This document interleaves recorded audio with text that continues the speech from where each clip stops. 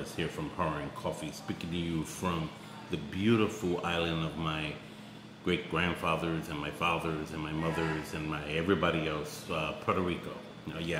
I'm here with my family to enjoy a couple of weeks here on the island. Gonna check out a few things now. Aside from doing horror movies and stuff like that, I started thinking, you know what? That title, Horror and Coffee, actually is a little, you know, I talk a lot about the horror part, but I don't really get into the coffee part. And I know a lot of you guys out there like coffee like I do.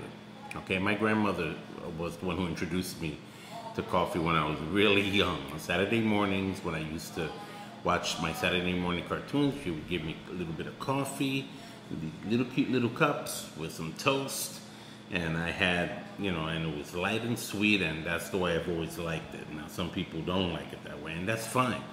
But what I think I'm gonna do today, or not today, but during my time here, is I'm going to travel throughout the island and try different kinds of coffee. And we're gonna talk about that. We're gonna talk about coffee. Of course, I'm gonna keep talking about horror movies and stuff like that, and see what any new things will come in. But this is the beginning of a new segment for the channel. I would like to call it the Brew. All right, so stay tuned for that.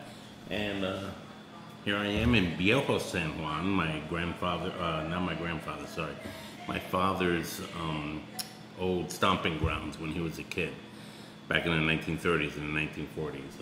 So that I was staying at this beautiful hotel in the heart of it all. So, you know, I see a little, if you look over here, a little coffee maker right there. It's tiny, a little thing. It's little. It's not enough for me, man. Nah, I want more. So we're gonna start that. So please, join me in this trip. I'll try to describe the different kind of coffees that I find here on the island. You know, so, you know, I'm not talking about just Bustelo, okay? We all have that at home.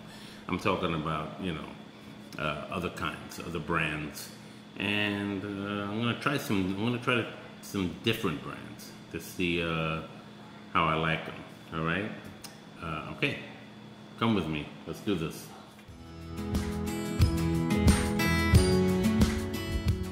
Okay, I am about to go here in the middle of San Juan, Puerto Rico, into the Choco Bar, where there's gonna be some coffee.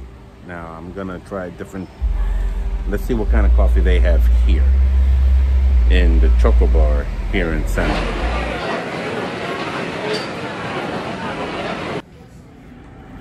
Okay, what I have here is a cordato, right? And it's a very espresso type coffee. I mean, you could get this back home in the States. You know, I think what makes this unique is that it's here in Puerto Rico, right? So I'm gonna give it a shot. It's probably gonna be too strong for me because I don't like coffee that's too strong. Actually, it's very good. It is strong, but the flavor is smooth. It's a smooth, it doesn't like, you know how like some coffees are mad acidic and mess you up? Well, not this. This actually goes down your throat real good. Yeah, very good, very good. Cordato, very good. I'm probably saying it wrong.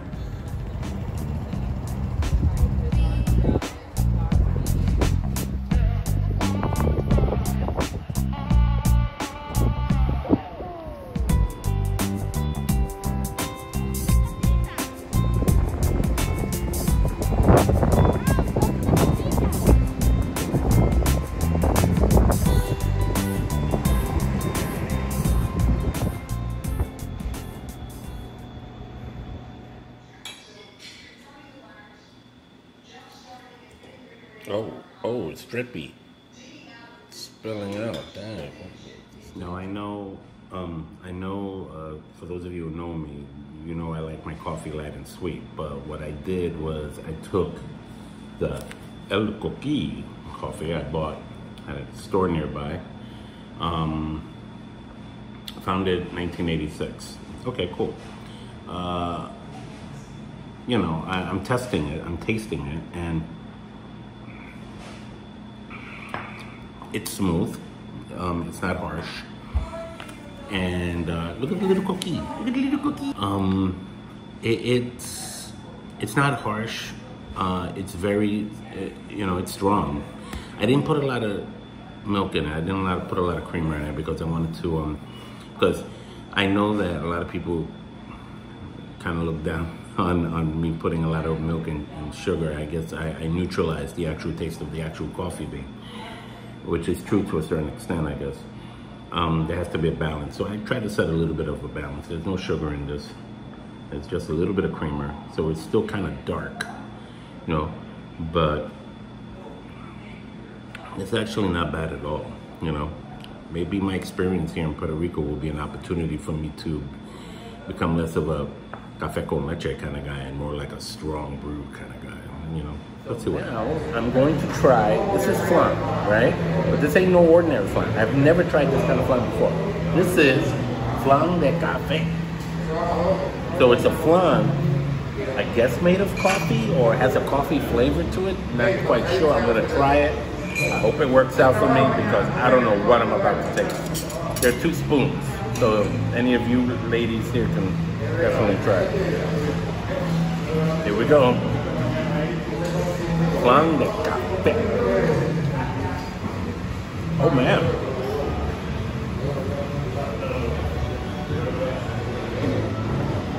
You know what's funny? The flavor changes in your mouth. When you first try it, you taste a lot of the cocoa kind of like aspect of it, and then it changes into coffee. It's like magic flan. Oh yeah. Okay, last night I was on my Netflix account in the hotel room here, and I was bored, so because of the storm we were stuck here, so I watched a horror movie, and it's called The Vatican Tapes. And it seems like it's The Omen meets The Exorcist. It's some crazy apocalyptic, it's about basically a couple of bishops, priests that find out that there's a certain case happening they've been looking for of demon possession, but it's not a normal case of demon possession that they're used to. This is a special case that's supposed to usher in the Antichrist into the earth. And it involves a girl who gets selected, basically, by a raven. It looks like a raven from Omen 2. If you saw Omen 2, you know what I'm talking about. So I see a lot of elements that it borrowed from these movies. And it seems interesting, but it fell short. I give it 2 coffee cups. I wouldn't see it again, to be honest with you. It held my attention because I wanted to see it through, but it was a weird movie. I would recommend. It's on Netflix. Just check it out there. That's where I saw it on. And it's called The Vatican Tapes. It has this whole thing about demon possession and the end of the world kind of scenario. I actually like the graphics of it, to be honest with you. I thought they did a really good job with the effects overall. It was creepy. It had its creepy moments. To be honest with you, when you have the ending credits seeming more creepier than the context of the movie itself, that says a lot. But I enjoyed that to a certain extent. So there you go. The Vatican Tapes. Go check it out.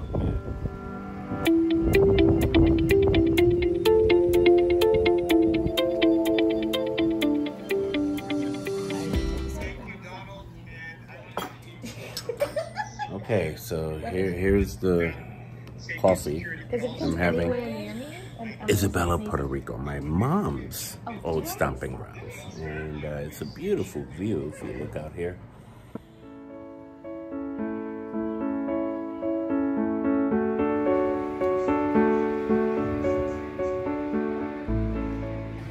Speaking to you from a beach house in Cabo Rojo, my wife's mother's hometown. And I've been having some, I hope I'm saying this right, Yacono coffee right here in Cabo Rojo, Puerto Rico. And I am actually speaking to you from a rented beach house that we rented for a couple of days. And it's pretty cool. You know, my wife is out there swimming with one of my kids, and we're you know, they're having fun. But I told you I'd do a movie review, so I'm doing a movie review. Ready? Here we go. The Beach House. That's the name of the movie. I saw it a few days before we left to come here to Puerto Rico, and it's in. If you want to see it, it's in the Shudder app. I don't know if it's any other apps, but I watched it on Shudder, and I was like, I saw this movie, and you know what? This movie had potential, but it failed miserably. The movie is basically, without giving too much away, is about this couple who's trying to like work out their relationship issues by going to a beach house in the middle of nowhere, kind of like this one that we're in, and they come across another couple that the guy knew through I think the parents or whatever, and it was a mix of communication. They thought they were staying there, and they went there, you know, so they decided, hey, why don't we all make this a merry get-together? And so they hung out, but not before this strange mist enters the vicinity of the area of the beach, and it starts doing things to the water, it starts doing things to the environment, it starts doing things to them. Before you know it, we're in a kind of like widespread emergency system where the TVs are like saying things are happening everywhere. It looks apocalyptic. All of a sudden, the people most affected by these things, and you see these things as these giant jellyfish-looking pods swimming up on the ocean. There's a shot of that, and you're like, "What the hell is that?" Like, I didn't know. To me, that was probably the most interesting scene of the whole movie, because everybody else either went mad, committed suicide, or just became straight up zombified. The whole thing became kind of like The Walking Dead in a way, you know, except they weren't walking, they were more crawling. The Crawling Dead. It was weird. You know, again, the survivor, the girl, who was a marine biologist, she was going to college studying to be this very thing. She couldn't explain it. She couldn't understand it. She had her own little ideas. And, you know, in truth, I couldn't blame her, you know, this character. I mean, how do you explain something like this that was happening? Again, it was affecting the water. It was affecting it was weird. Like, the whole thing was weird. And it had maybe only one jump scare as far as I was concerned. As far as my reaction is concerned. It could be different for you. Wasn't that good a movie. It had potential. It really did. It did have potential, but when it ended the way it ended and how it ended it, I was like, what? Oh God! It's as if they ran out of ideas. You know, it's one of those. It feels like a completed movie that wasn't completed. It was sad, you know, and I wasn't happy with it. So I give it one stinking coffee cup. It wasn't. I give the penthouse. You hear me? The beach house one coffee cup. All right. It sucked. I didn't like it. I thought it had potential. It could have ended better. There could have been some kind of closure to it. It didn't really have a closure. It kind of just left it open-ended to the sense of, if you want to make a sequel to it, if you dare make that, make it more sense. Make sense, please. Whoever, you know, is making these movies, just make it like, be like, oh, okay. Because, you know, I didn't get that sense at all. You know, maybe a meteor hit the ocean out there somewhere. You know, and there's an ocean right in front of me, pointing towards the west. And I'm like, you know, and they bred these weird things, you know. It was like Invasion of the Body Snatchers meets The Walking Dead. It was kind of like that kind of blend, but it wasn't a good blend, you know. This coffee's a good blend, but that wasn't a good blend. So anyway, that's my review of The Beach House. Check it out. Maybe you'll like it. Maybe this is the kind of movie that floats your boat. Pardon the pun. But you know, I didn't like it. For me, it was just it was a dud. It fell as a dud for me. So check it out. Check out me having more coffee here in Puerto Rico in this special The Brew. The Brew.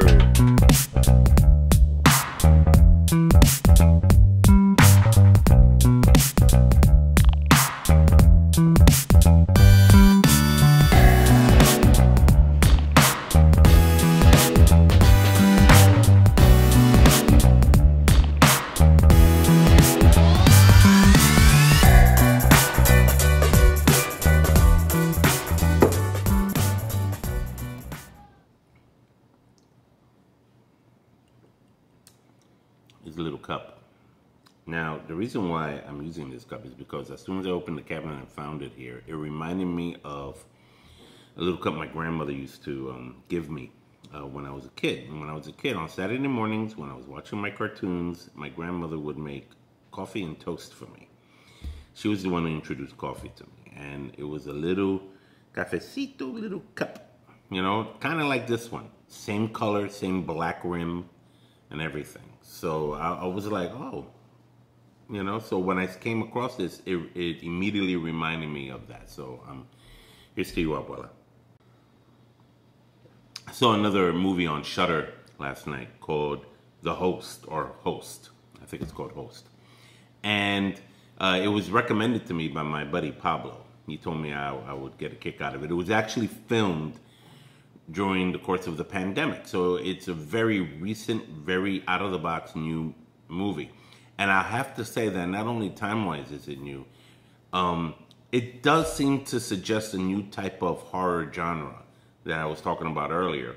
You know, not since the Blair Witch Project, which introduced the whole concept of found footage horror, has there been anything else since. And now we have Host, and I think that's the beginning of a whole, I mean, they've had other ones, like, you know, group chats and stuff like that, you know, I know that, but this one, you really felt it because it was in the context of the pandemic. It's a movie about a group of people, most of them girls, there's one guy, that get together in a Zoom meeting, and they're talking to each other about, you know, how they miss each other, and because, you know, coronavirus and everything. So what they do is that they, one of them thinks it was a fun idea to get a medium, a spiritist, to join them in the group chat to like conduct a seance, right? And what happens is they end up conjuring up the wrong kind of spirit. And I was like, you know, because I've seen so many of these kind of movies, you know where this goes. And what made me laugh about this movie, I don't mean it's not a comedy. It's definitely a horror movie. As a matter of fact, its scare element was really good. It was very suspenseful. It kept you on your toes. And it was I saw a lot of paranormal activity in this, believe it or not. There was a lot of paranormal activity feel and vibe in this movie. And I actually appreciated it because it gave me the same kind of, if not even more so even, dare say I, the element of paranormal activity in this. Slowly but surely, things start happening to each in the Zoom chat. You see like different things going on, and to each of the people, each of the you know, and they're all, you know, it was all fun and dandy in the beginning, and then it becomes this like shouting match. They're all afraid, and then things start happening to them because they conjured up the wrong thing. Bad idea, right? Meanwhile, the medium vanishes. And they're like trying to reach her again. And when they reach her, they're like, "Oh no, you just got to talk to her. You just got to go through with it." I'm like, "What do you mean go through with it? What are you talking about?" I would have just turned the computer off. You could have just turned off the Zoom. You would have been like, "I'm out." Bloop. That's it. It would have been that simple. But no, they're like, "We got to see this through." I'm like, "Oh, you don't know what you're dealing with, people. Haven't you seen enough horror movies?" Oh, you're in a horror movie. I'm going to give Host 3 coffee cups because it was good. It was scary. It was actually quite scary. If you know, a lot of dark corridors, a lot of dark. You know, I don't know why anybody didn't turn on the lights in this whole thing. They had all their lights off with stupid candles. I'm like, all right, you know. I mean, you can see the area of stupid where many of these people are like, why would you do that? I wouldn't do that. In this movie, but it delivers well in its execution of horror, in its execution of fear, because they were definitely afraid, and they acted it out very well, the actors in this film. So kudos to whoever made this movie. It's a short film; it's like an hour long, but it's a Shudder original. Check it out on Shudder. You know, I liked it. I hope you do too.